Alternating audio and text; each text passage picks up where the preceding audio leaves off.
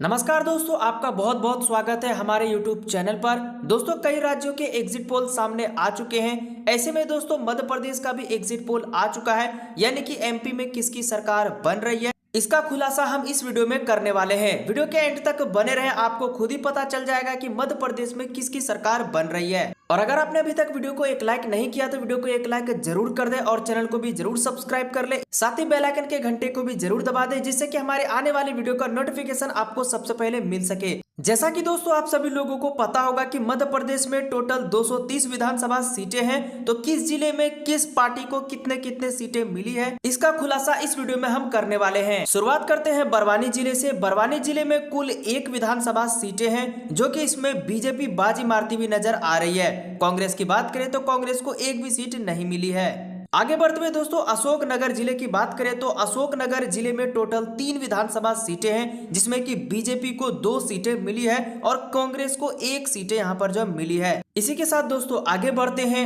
आगरमालवा जिले की बात करें तो आगरमालवा जिले में टोटल 2 विधानसभा सीटें हैं, जिसमें कि बीजेपी को 1 विधानसभा सीट मिलती हुई नजर आ रही है। वहीं दोस्तों कांग्रेस की बात करें तो कांग्रेस को भी 1 विधानसभा सीट मिलती हुई नजर आ रही है। इसी के साथ दोस्तों आगे बढ़ते हैं दोस्तों नीमच जिले की बात करें तो नीमच जिले में टोटल 3 विधानसभा सीटें हैं, जिसमें कि बीजेपी को 1 विधानसभा सीट मिलती हुई नजर आ रही है। वहीं दोस्तों कांग्रेस की बात करें तो कांग्रेस को टोटल 2 विधानसभा सीट मिलती हुई नजर आ रही है। इसी के साथ दोस्तों आगे बढ़ते हैं। अगर दोस्तों मंदसौर जिला की बात करें तो मंदसौर जिले में टोटल 4 विधानसभा सीटें हैं, जिसमें कि बीजेपी को 1 विधानसभा सीट मिली है। वहीं दोस्तों कांग्रेस की बात करें तो कांग्रेस यहां पर जो आगे बढ़ते हुए नजर आ रहे हैं, कांग्रेस को 3 विधानसभा सीट मिलती हुई नजर आ रही है। इसी के साथ दोस्तों आगे बढ़ते हैं दोस्तों अगर हम यहाँ पर रतलाम जिला की बात करें तो रतलाम जिला में टोटल 5 विधानसभा सीटें हैं।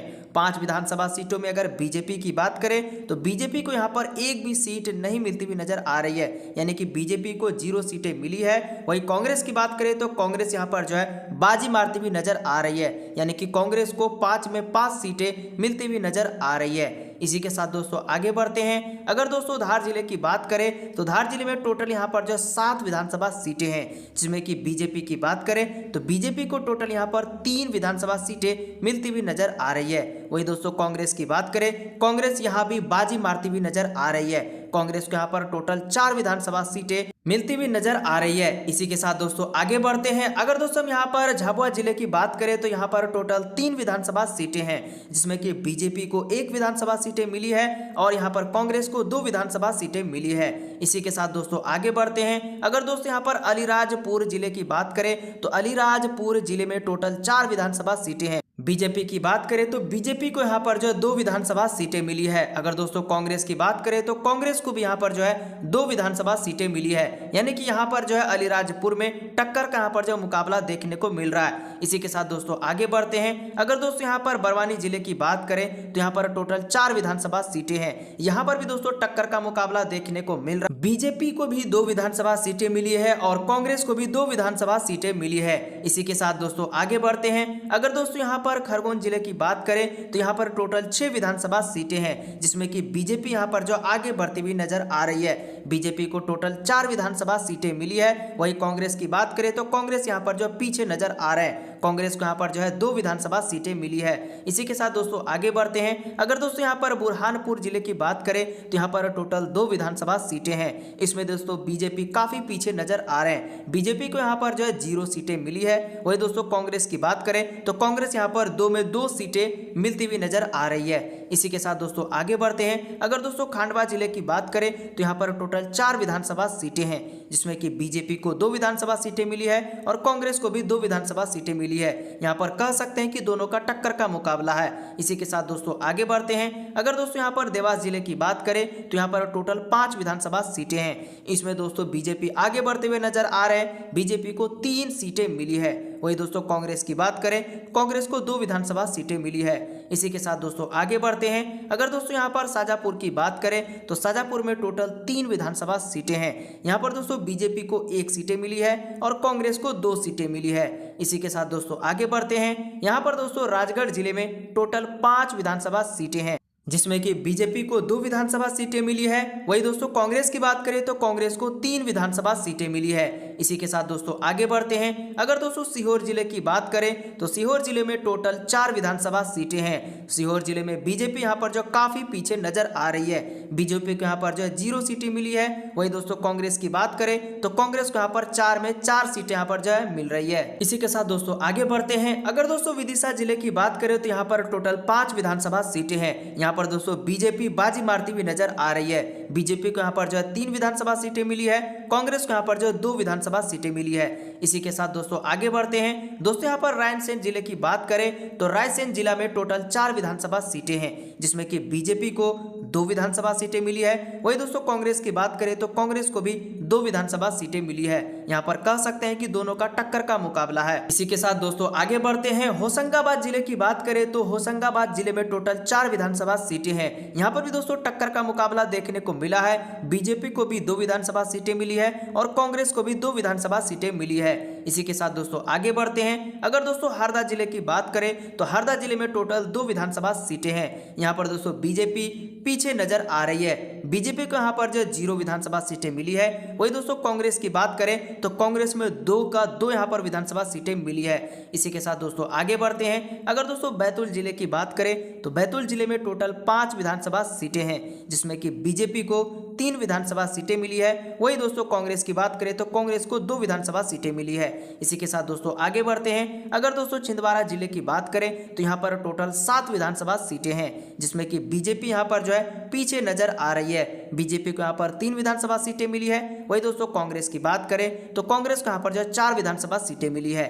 इसी के साथ दोस्तों आगे बढ़ते हैं। अगर दोस्तों नरसिंहपुर जिले की बात करें तो नरसिंहपुर जिले में टोटल 4 विधानसभा सीटें हैं। इसमें भी दोस्तों बीजेपी पीछे नजर आ रही है। बीजेपी को यहाँ पर टोटल 1 विधानसभा सीटें मिली है। वही दोस्तों कांग्रेस की बात करें तो कांग्रेस को यहाँ पर जो है 3 विधानसभा सीटें मिली है।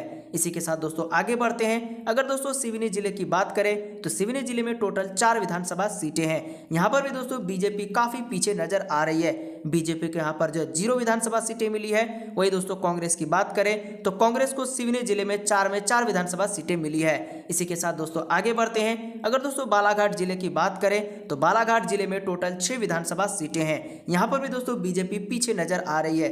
बीजेपी को यहाँ पर जो 2 विधानसभा सीटें मिली है। वही दोस्तों कांग्रेस की बात करें तो कांग्रेस को यहाँ पर जो है 4 विधानसभा सीटें मिली है। इसी के साथ दोस्तों आगे बढ़ते हैं। मंडला जिले की बात करें तो मंडला जिले में टोटल 3 विधानसभा सीटें हैं। इसमें दोस्तों बीजेपी आगे बढ़ती हुई नजर आ रही है। बीजेपी को यहाँ पर जो 2 विधानसभा सीटें मिली है। वही दोस्तों कांग्रेस की बात करें तो कांग्रेस को यहाँ पर 1 विधानसभा सीटें मिली है। इसी के साथ दोस्तों आगे बढ़ते हैं। अगर दोस्तों कटनी जिला की बात करें तो कटनी जिला में टोटल 4 विधानसभा सीटें हैं। यहाँ पर दोस्तों दोनों का टक्कर का मुकाबला देखने को मिला है। बीजेपी को यहाँ पर जो है 2 विधानसभा सीटें मिली है। वही दोस्तों कांग्रेस की बात करें तो कांग्रेस को भी यहाँ पर जो है 2 विधानसभा सीटें मिली है। इसी के साथ दोस्तों आगे बढ़ते हैं। अगर दोस्तों उमरिया जिले की बात करें तो उमरिया जिले में टोटल 2 विधानसभा सीटें हैं। यहाँ पर दोस्तों बीजेपी काफी पीछे नजर आ रही है। बीजेपी को यहाँ पर जो है 0 विधानसभा सीटें मिली है। वही दोस्तों कांग्रेस की बात करें तो कांग्रेस को यहाँ पर जो है 2 विधानसभा सीटें मिली है। इसी के साथ दोस्तों आगे बढ़ते हैं। अगर दोस्तों सिंधी जिले की बात करें तो यहाँ पर टोटल 4 विधानसभा सीटें हैं। यहाँ पर दोस्तों दोनों का टक्कर का मुकाबला देखने को मिला। बीजेपी को यहाँ पर 2 विधानसभा सीटें मिली है। वही दोस्तों कांग्रेस की बात करें तो कांग्रेस को भी 2 विधानसभा सीटें मिली है। अगर दोस्तों अनूपपुर जिले की बात करें तो अनूपपुर जिले में टोटल 3 विधानसभा सीटें हैं। यहाँ पर दोस्तों बीजेपी को 2 विधानसभा सीटें मिली है। वही दोस्तों कांग्रेस की बात करें तो कांग्रेस को यहाँ पर 1 विधानसभा सीटें मिली है। इसी के साथ दोस्तों आगे बढ़ते हैं। अगर दोस्तों सिंगरौली जिले की बात करें तो सिंगरौली जिले में टोटल 3 विधानसभा सीटें हैं। अगर दोस्तों बीजेपी की बात करें तो बीजेपी यहाँ पर जो काफी पीछे नजर आ रही है। बीजेपी को यहाँ पर जो 0 विधानसभा सीटें मिली है। वही दोस्तों कांग्रेस की बात करें तो कांग्रेस को सिंगरौली में 3 में 3 विधानसभा सीटें मिलती हुई नजर आ रही है। इसी के साथ दोस्तों आगे बढ़ते हैं। अगर दोस्तों रीवा जिले की बात करें तो रीवा जिले में टोटल 8 विधानसभा सीटें हैं, जिसमें कि बीजेपी को यहाँ पर जो 6 विधानसभा सीटें मिली है। कांग्रेस यहाँ पर पीछे नजर आ रही है। कांग्रेस को यहाँ पर 2 विधानसभा सीटें मिली है। इसी के साथ दोस्तों आगे बढ़ते हैं। अगर दोस्तों सतना जिले की बात करें तो यहाँ पर टोटल 7 विधानसभा सीटें हैं, जिसमें कि यहाँ पर बीजेपी को 5 विधानसभा सीटें मिली है और कांग्रेस को 2 विधानसभा सीटें मिली है। इसी के साथ दोस्तों आगे बढ़ते हैं। अगर दोस्तों भोपाल जिले की बात करें तो भोपाल जिले में टोटल 7 विधानसभा सीटें हैं। यहाँ पर दोस्तों बीजेपी को 3 सीटें मिली है। वही दोस्तों कांग्रेस की बात करें तो कांग्रेस को यहाँ पर जो 4 सीटें मिली है। इसी के साथ दोस्तों आगे बढ़ते हैं। अगर दोस्तों पन्ना जिले की बात करें तो पन्ना जिले में टोटल 3 विधानसभा सीटें हैं। यहाँ पर दोस्तों बीजेपी को 1 सीटें मिली है और कांग्रेस की बात करें तो कांग्रेस को यहाँ पर जो 2 सीटें मिली है। इसी के साथ दोस्तों आगे बढ़ते हैं। अगर दोस्तों दमोह जिले की बात करें तो यहाँ पर टोटल 4 विधानसभा सीटें हैं, जिसमें कि यहाँ पर टक्कर का मुकाबला देखा गया है। यहाँ पर बीजेपी को 2 विधानसभा सीटें मिली है और कांग्रेस को भी 2 विधानसभा सीटें मिली है। इसी के साथ दोस्तों आगे बढ़ते हैं। भिंड जिले की बात करें तो यहाँ पर टोटल 5 विधानसभा सीटें हैं, जिसमें कि यहाँ पर बीजेपी को 2 विधानसभा सीटें मिली है और कांग्रेस को यहाँ पर जो 3 विधानसभा सीटें मिली है। इसी के साथ दोस्तों आगे बढ़ते हैं। अगर दोस्तों छतरपुर जिले की बात करें तो यहाँ पर टोटल 6 विधानसभा सीटें हैं, जिसमें कि बीजेपी को 2 सीटें मिली है और कांग्रेस को 4 सीटें मिली है। इसी के साथ दोस्तों आगे बढ़ते हैं। अगर दोस्तों टीकमगढ़ जिले की बात करें तो यहाँ पर टोटल 4 विधानसभा सीटें हैं, जिसमें कि बीजेपी को 2 सीटें मिली है और कांग्रेस को भी 2 सीटें मिली है। इसी के साथ दोस्तों आगे बढ़ते हैं। उज्जैन जिले की बात करें तो यहाँ पर टोटल 7 विधानसभा सीटें हैं। यहाँ पर दोस्तों बीजेपी पीछे नजर आ रही है। बीजेपी को यहाँ पर 2 सीटें मिली है और कांग्रेस को यहाँ पर जो 5 सीटें मिली है। इसी के साथ दोस्तों आगे बढ़ते हैं। अगर दोस्तों सागर जिले की बात करें तो यहाँ पर टोटल 8 विधानसभा सीटें हैं, जिसमें कि बीजेपी यहाँ पर जो पीछे नजर आ रही है। बीजेपी को 3 सीटें मिली है और कांग्रेस को यहाँ पर जो 5 सीटें मिली है। इसी के साथ दोस्तों आगे बढ़ते हैं। गुना जिले की बात करें तो यहाँ पर टोटल 4 विधानसभा सीटें हैं, जिसमें कि बीजेपी पीछे नजर आ रही है।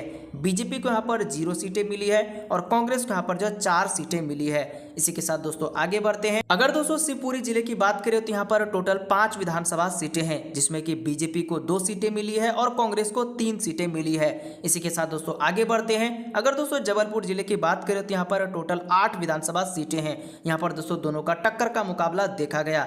बीजेपी को यहाँ पर 4 सीटें मिली है और कांग्रेस को भी यहाँ पर जो 4 सीटें मिली है। इसी के साथ दोस्तों आगे बढ़ते हैं। अगर दोस्तों दतिया जिले की बात करें तो यहाँ पर टोटल 3 विधानसभा सीटें हैं, जिसमें कि बीजेपी को यहाँ पर जो 0 सीटें मिली है और कांग्रेस को 3 सीटें मिली है। इसी के साथ दोस्तों आगे बढ़ते हैं। अगर दोस्तों मुरैना जिले की बात करें तो यहाँ पर टोटल 6 विधानसभा सीटें हैं, जिसमें कि बीजेपी को 4 सीटें मिली है और कांग्रेस को यहाँ पर 2 सीटें मिली है। इसी के साथ दोस्तों आगे बढ़ते हैं। अगर दोस्तों यहाँ पर शहडोल जिले की बात करें तो यहाँ पर टोटल 3 विधानसभा सीटें हैं, जिसमें कि बीजेपी को 1 सीटें मिली है और कांग्रेस को 2 सीटें मिली है। इसी के साथ दोस्तों आगे बढ़ते हैं। अगर दोस्तों यहाँ पर इंदौर जिले की बात करें तो यहाँ पर टोटल 9 विधानसभा सीटें हैं, जिसमें कि बीजेपी यहाँ पर जो आगे बढ़ती हुई नजर आ रही है। बीजेपी को यहाँ पर जो 6 सीटें मिली है और कांग्रेस को यहाँ पर जो 3 सीटें मिली है। इसी के साथ दोस्तों आगे बढ़ते हैं। अगर यहाँ पर डिंडोरी जिले की बात करें तो यहाँ पर टोटल 2 विधानसभा सीटें हैं, जिसमें कि बीजेपी को यहाँ पर जो है बाजी मारती हुई नजर आ रही है। बीजेपी को यहाँ पर 2 विधानसभा सीटें मिली है और यही कांग्रेस की बात करें तो कांग्रेस को यहाँ पर जो 0 विधानसभा सीटें मिली है। इसी के साथ दोस्तों आगे बढ़ते हैं। अगर दोस्तों श्योपुर जिले की बात करें तो यहाँ पर टोटल 2 विधानसभा सीटें हैं, जिसमें कि बीजेपी को 1 सीटें मिली है और कांग्रेस को भी यहाँ पर जो 1 सीटें मिली है। इसी के साथ दोस्तों आगे बढ़ते हैं। अगर दोस्तों ग्वालियर जिले की बात करें तो यहाँ पर टोटल 6 विधानसभा सीटें हैं, जिसमें कि यहाँ पर बीजेपी को 2 सीटें मिली है और कांग्रेस को यहाँ पर जो 4 सीटें मिली है। तो दोस्तों कुछ इस प्रकार आप लोगों ने मध्य प्रदेश के टोटल 230 विधानसभा सीटों का विस्तार पूर्वक सर्वे के अनुसार आपने जाना। तो दोस्तों यहाँ पर कह सकते हैं कि इस बार कांग्रेस यहाँ पर जो बाजी मार सकती है।